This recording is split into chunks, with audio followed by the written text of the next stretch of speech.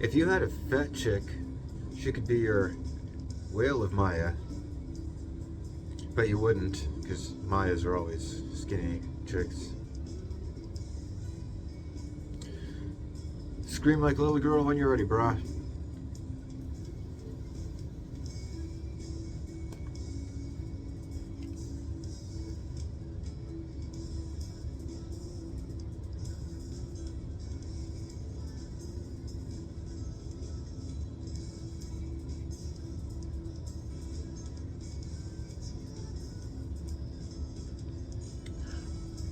Hello, diddly hi. Neighborino. It is Jim Dempsey, a man with a goddamn migraine, but a man fighting through to fill your content feed with something besides AI generated or AI narrated slops. Fucking bright in here, you know that? So, I've got fodder for content falling out of my ass, but I want to address this one while it's fresh enough. So I'm going to see if I can gather my fractured mind into some kind of coherent narrative here. I want to talk about this concept of this video from this chap with the English accent and the Irish name, and how we're not underground. Lil Bro. I've only gotten a little way into his lengthy dissertation on the topic, so I'm going to be giving you my entirely unique and fresh perspective on this issue. But side note about this guy, I like his videos because you can either turn his videos on and pop your device in your pocket and let him go at a fairly well written and surprisingly informed and cohesive video statement about whatever topic he's on. I assume with a lot of his topics that he's reasonably well informed, because from the ones that I do know about, I've been astonished that how good of a source he is for a lot of stuff that he seems too young to really know firsthand. Maybe he just aged as well as James Allen Dempsey. You know, Phil has better hair than me in addition to better diction. I don't really know why. He's not on camera doing this his goddamn self, except unlike a lot of people, including perhaps Phil, James Allen Dempsey is a man with the fortitude to just up and say some random shit like suicidal gun-wielding child porn for no fucking reason. Now, I was also thinking about, in addition to how we're not underground, Lil Bro, this guy Marilyn Manson, because having a fucking migraine headache, I was listening to this song today to soothe my hurting brain. It's a song I find kind of soothing. And if you remember and know that album Antichrist Superstar, then you know the song. But if not, well, if you remember Marilyn Manson, then you remember Marilyn Manson. And if you don't, you may not have a whole lot of context for how big a thing that was, because that was almost about the last time in history that things could be that big of a thing in the way that they were. 700 Club was on about that in the wake of the Columbine shootings. Suicidal, gun-wielding, child porn. I'm not doing this for the money, bro. I'm gonna tell you that straight up. I don't know what Phil thinks we're gonna get out of this, but I'm just in this for the sheer love of the game. Now, Why aren't we underground? So, I hear this word, monoculture, entering the lexicon in real time. Gravel Voice used the word in a recent video, and I think that monoculture is a word of some utility to describe a concept. The way I describe this concept, because your boy identified this concept years before anyone thought to need a word like monoculture.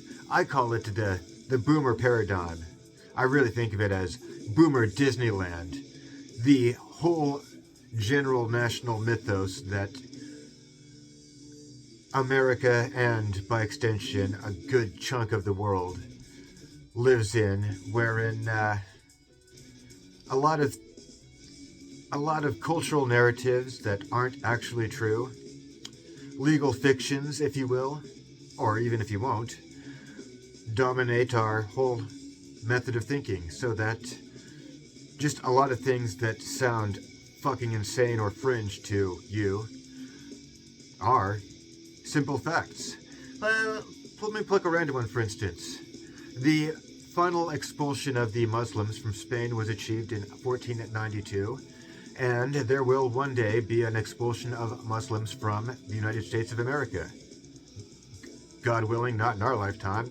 It's not going to be a pretty thing or a happy thing for anyone involved, but at a future date, historians will write about the Muslim expulsion from the United States, from England, from very probably from France, if France is not a Muslim nation at that time in history, because contrary to the whole boomer paradigm, the whole narrative under which we've been thinking in terms of for 75 years now, there is no end to history. It did not end. It was a surprisingly short chapter in history, in fact.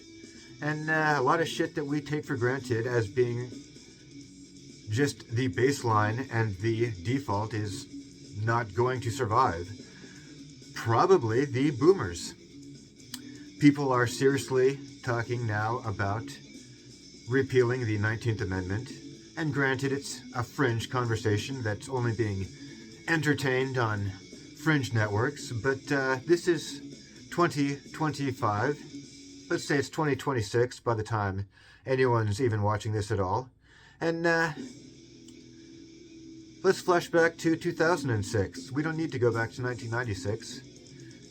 In 2006, gay marriage in 50 states with no huge national story about a broad backlash against it, and trans people as like a mainstream item of conversation would sound fucking insane. And then you get to toss in that Donald Trump, and then Joe Biden, and then Donald Trump happened to be the president. And in 2006, none of that, not a single bit of what I just outlined there, would sound remotely plausible to be happening within 20 years.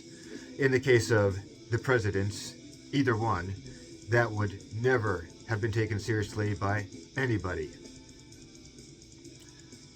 Neither one of them, in fact, was going to be taken seriously until the other one was. So, we're living in shifting times, and times will shift.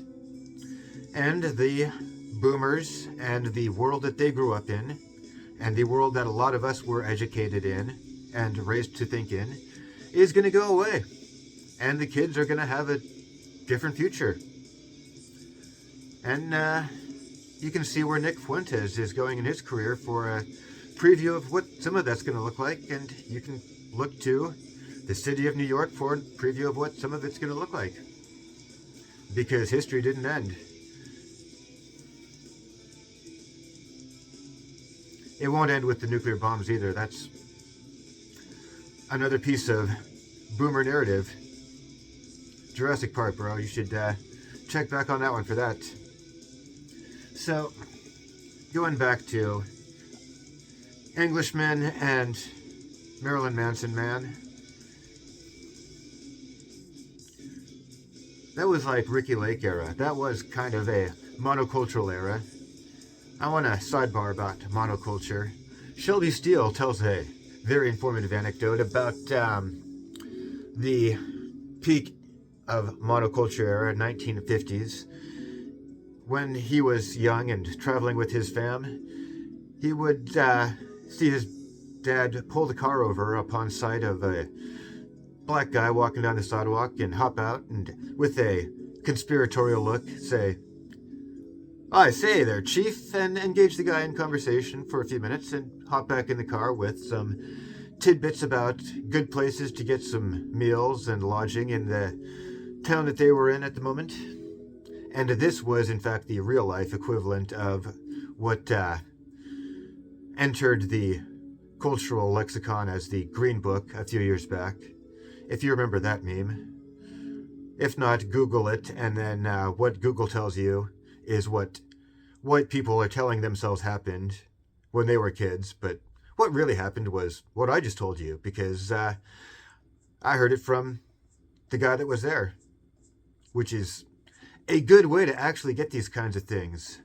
And that's why I'm putting in my piece about what it was like for death metal and black metal back in the day, because a lot of shit that people are telling each other is getting lost in the narrative. So, yeah, I'm spooling it into a narrative. Pipe it down over there. Phil's bugging me about this, but I don't think you can hear him from the booth there. So, Marilyn Manson was maybe one of the last things that could happen in a culture that was as big as it was, because as big as he was, because the internet came right after that and kind of leveled the whole game. And as Paul Edney has been saying for a long time, the internet is what killed black metal, and a lot else besides was just leveled in that whole thing. The monoculture was not necessarily as monocultural as all of that, but it did inform a lot of the way that the society is structured, where there's that one overarching narrative that polite society engages in. And we'll unpack later on what more about polite society and what that means for how we are and how we are not underground. But for how we are not underground, a lot of our cultural thoughts and narratives are, of course, informed by our technologies. As I stated in an earlier video, listen to my Seattle accent, an earlier video. I need to start speaking in a British accent, you know that? The problem with speaking in an English accent is that Americans can't really do a good English accent because there's so many English accents to go from. But when an Englishman does an American accent, they tend to not mix it quite so badly. They nail out usually the particular accent they're going for, and it tends to be California or Texas, but they've got the continuity that... Let me see if I can maintain this, alright? So, this guy, Coolea, no, I've already... I listen to some podcasts with varying Englishmen, and they just muddle all in together if you try to filter it through your uninformed American muddle mouth. And this is way worse for us West Coasters. We have West Coast mush mouth. That's our accent. It's pretty pervasive from California up through Vancouver.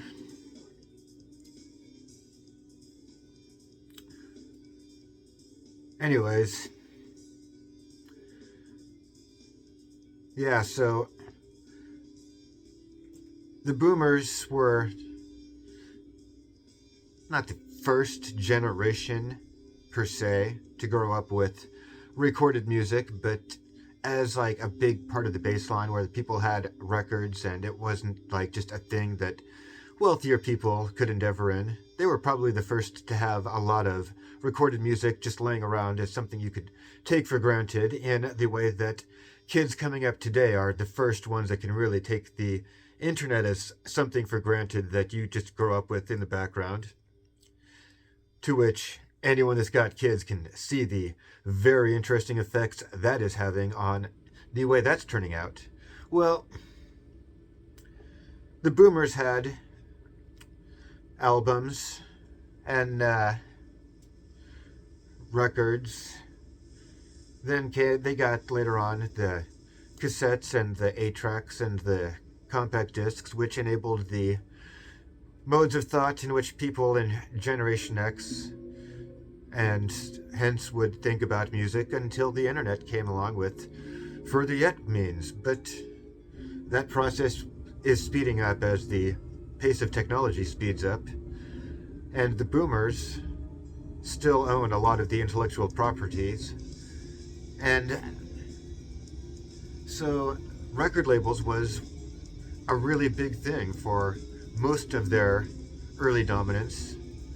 Granted, one of the earliest casualties of the internet, but that was what made things underground, because in that context that we're all thinking of it like, that is really what matters. If you weren't on a major label, then you would be kind of a underground thing, and it just doesn't exist anymore in that fashion. The whole means of the game have changed altogether, which is kind of the whole point of what I've been setting up this channel to get at, because this is a broader cultural issue, and so I could be sitting here and talking about how much I did or did not enjoy the new albums from Bluetooth Nord, Perdition Temple, etc. I don't even know who else has released albums this last week, but the myriad of those that are dropped. But instead, I'd rather just talk about what this actually does mean from the 10,000 foot view, because a lot of y'all are stuck in the moment of this and here and now, and I'm looking with a much broader historical lens, and also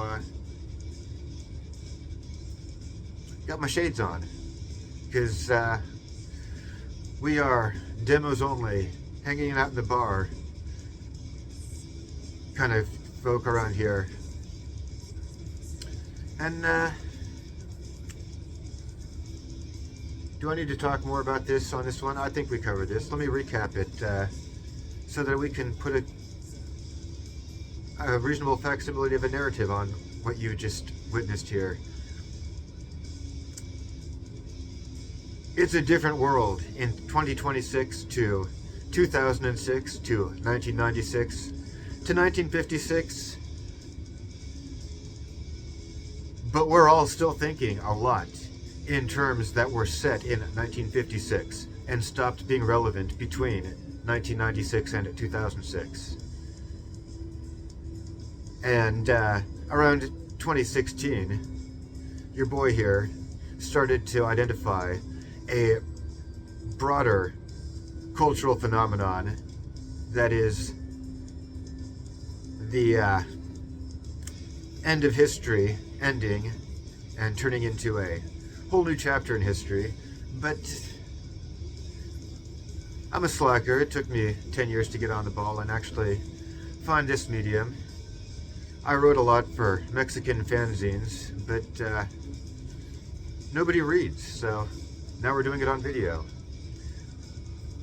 And what we're trying to get at here is the whole game has changed, and yeah, there is no above ground in the way that it is still thought of, and will not be thought of in 10 years. So, you're not underground. Yet. Lil Bro. But, we'll get there. Some of us sooner than others, but we'll get there in time.